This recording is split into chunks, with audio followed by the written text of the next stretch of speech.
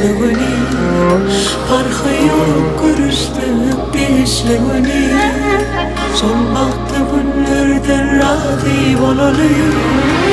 Bozu ayrılığın kımışlığını, ya soğuk ya ısı yağışlığını, farkı yok görüştük değişliğini. Şol baktı günlerden razı olalım.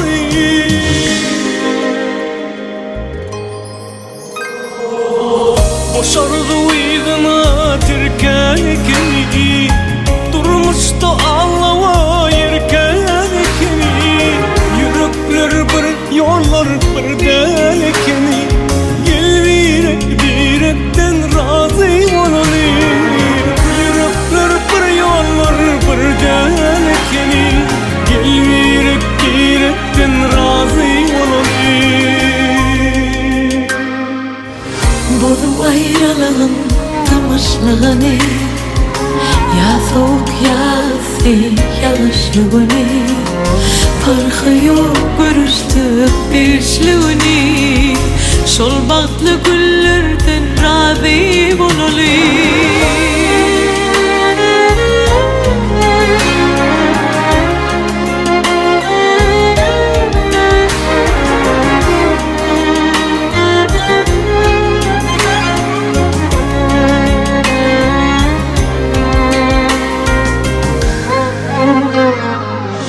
Haçan görmek nesip eder didarım, haçan şamar saçlarını seyparım.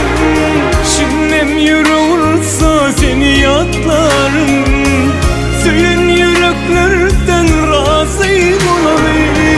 Görüşmeyi silesem neçeler, görüşmekten necil gel gücüme. Ve hayralık ol yani acısı, gel birekten razı olayım.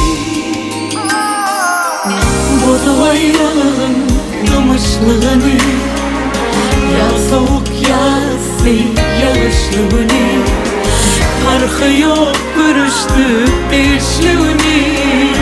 Şol baktı günlerden razı olalım.